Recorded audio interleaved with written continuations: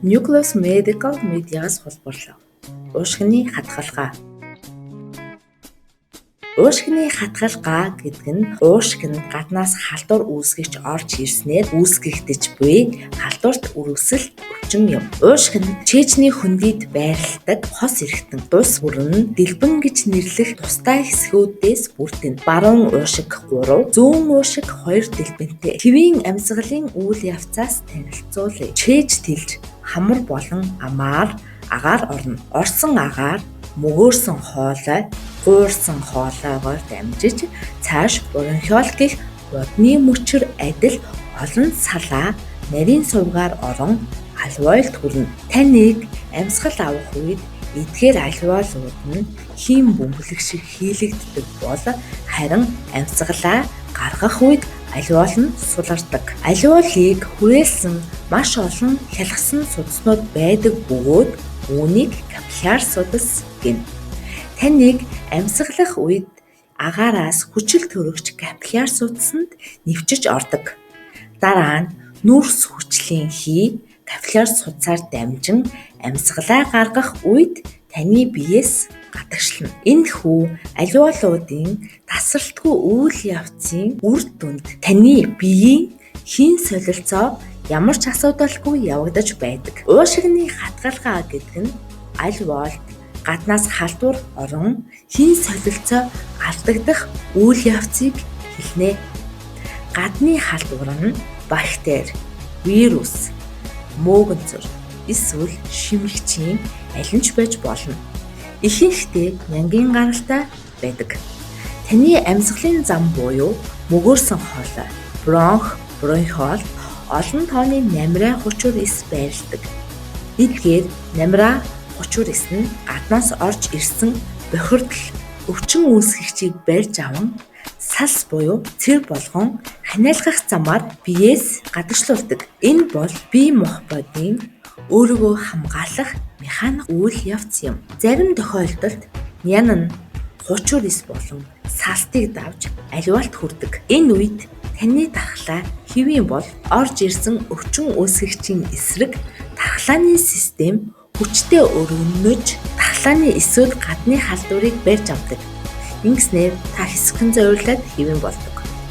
Хэрвээ та ядарсан, тархлаа муудсан, өөр өвчнөөр өвчлсөн, архаг хууч өвчтэй, хэд бага настай, мөн хэд өндөр настай бол бус өвчин үүсгэгч нь таны тархлааны системийг давж үржиж эхэлнэ. Өвчин үүсгэгч үржиж олширход алвеолууд нэг нэгээрээ үрвсэж эхэлнэ. Үрвссэн алвеол нь шингэнээр дүүрч бид хэрэгтэй хүчил төрөгч авахд хүндрэлтэй болдог. Энэ шингэнийг бид цэр гэж нэрлэдэг. Уушгины хатгалгаагаар өвжилсэн үед дараах шинж тэмдгүүд илэрнэ.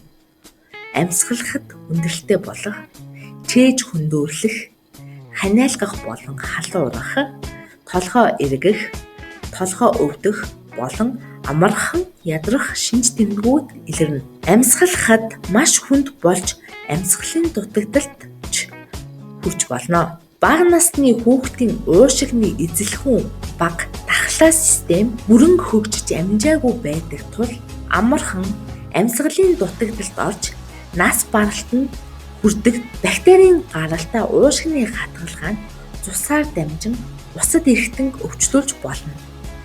Үүнийг үжил буюу сепсис хэмээн нэрлэнэ. Зарим тохиолдолд уушгины хатгалгаа нь нэг хэсэгт бөөгнөрсөн байрлалтай байдаг бөгөөд үүнийг буглаа гэнэ. Ихэнх тохиолдолд буглаа нь уушгин дотор байрладаг. Хэрвээ гадна талд байрлсан бол үүнийг эмфиема гэж нэрлэдэг. Эмчилгээ. Уушгины хатгалгааны шалтгаан нь бактери эсвэл шимэгч байвал антибиотик эмчилгээ хийнэ. Вирусын шалтгаан байвал вирусын эсрэг эм хэрэглэнэ. Мөөгөнцрийн шалтгаантай байвал мөөгөнцрийн эсрэг эм хэрэглэнэ. Сайн амарч шингэн зүйлс уух хэрэгтэй. Шинж тэмдгийн эсрэг буюу өвчин намдаа халуун бууруулах эм хэрэглэнэ. Үргэслийн шингэнийг гадагшлуулж бие махбодоо цэвэрлэх зорилгоор ханиалгалт ихсэж байдаг. Тиймээс уушигны өвчлөлийн аль ч үед ханиалга дарах эмийг удаан хугацаагаар хэрэглэх нь эмчилгээний үр дүнг бууруулж болно. Хадгалгааны аль ч үед мөн урьдчилан сэргийлэх зорилгоор дархлаа дэмжих эмэг хэрэглээрэй. Хэрэв хүнд хэлбэрийн уушгины хадгалгаагаар өвчлсөн тохиолдолд та эмнэлэгт хэвтэж эмийн эмчилгээ болон хүчил төрөгчийн эмчилгээ хийлгэх шаардлагатай. Та бүхэндээ Хямлаа Драг компани Готлет Диакав сиропыг танилцуулж байна.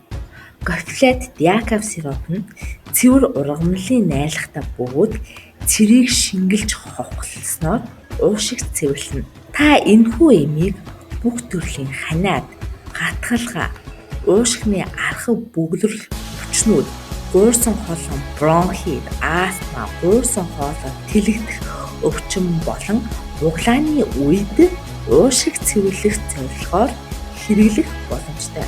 Зүгийн Балта Котлет, сахаргүй Яков.